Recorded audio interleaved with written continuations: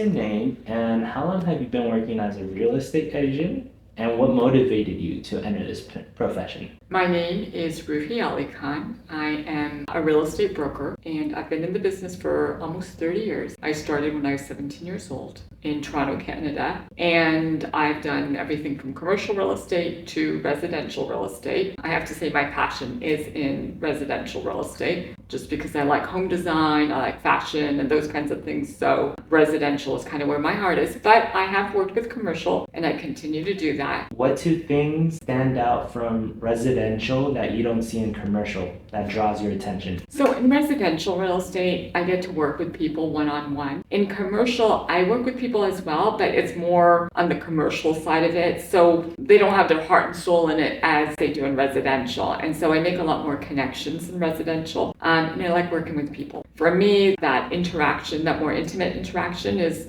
important. Could you share your experience in representing residential clients who were buying? I work with clients at all different price levels, starting at 300, 400,000 all the way to, 6 million, $7 million.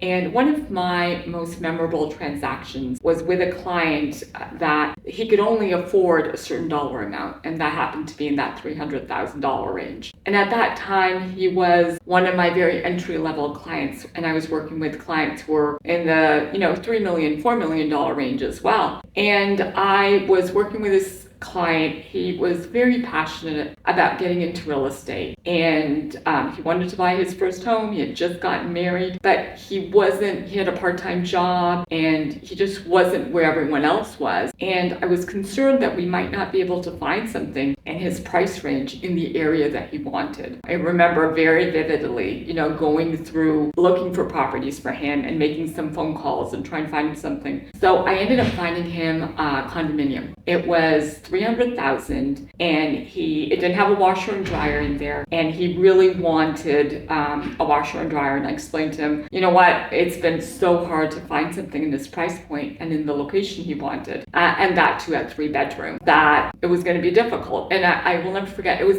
in San Jose on Bascom. And so I ended up finding him that property, and they ended up moving in. It was him, his wife, and his parents. That family, all my clients become very close in my life and as friends. But that family I became even more close to and I kept in touch with them as I do with most of my clients. But 10 years later, I got a call from him saying, Ruhi, we want to move up.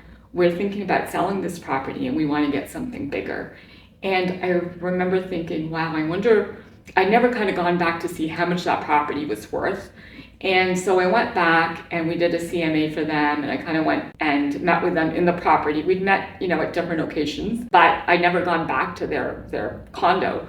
And that $300,000 property 10 years later was just under $1 million. Can you believe that? And it was without a washer and dryer in it, no attached garage.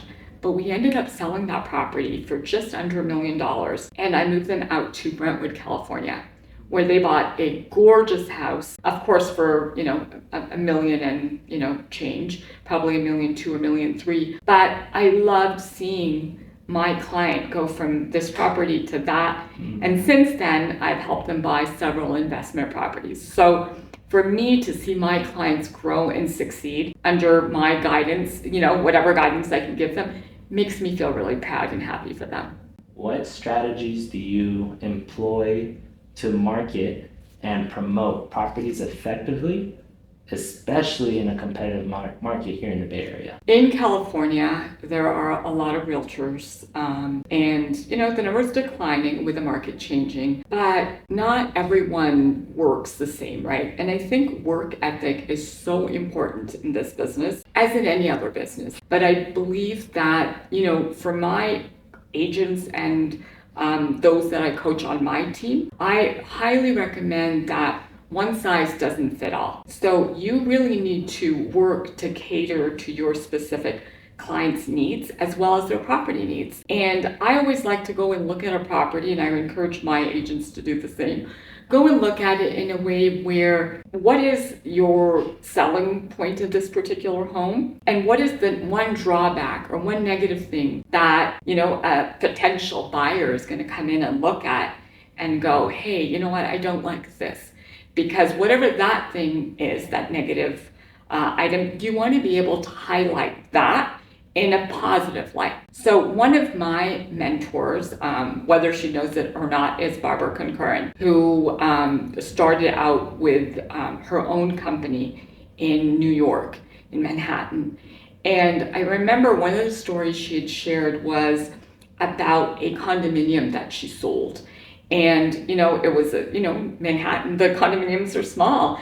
And I remember her stating that she used verbiage like, intimate and quaint and things that weren't necessarily negative, but did imply that it was smaller, but it had some positive wording. One of the things that I will look at a property and say, okay, it's maybe on a busy road, but it's got a gorgeous backyard.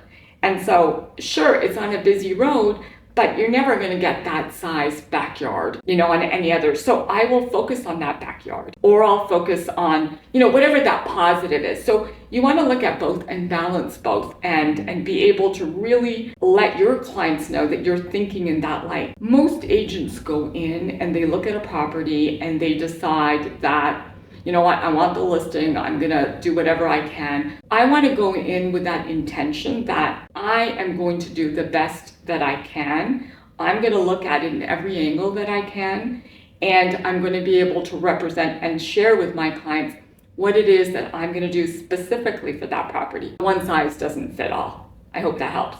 How do you assist buyers in identifying properties that match their criteria and budget? There's a lot of companies out there like Redfin where they will hire newer agents to possibly show properties. And, they're showing agents and it's not the same as working with a buyer's agent. And for me, being a top 1% listing agent, as well as buyer's agent, I always gravitated towards listings because one, I love homes and design and all that. But for me, I am just strong at selling homes, and looking at the positives and the negatives. So when I started working with buyers, I did it a little grudgingly because I didn't want to be like every other buyer's agent. And so what I share with my agents and what I practice myself is if you're going to purchase a property through me, the likelihood of you selling that property with me is very high, because once you're in my life, it's very difficult for you to get me out of your life. And that's only because I put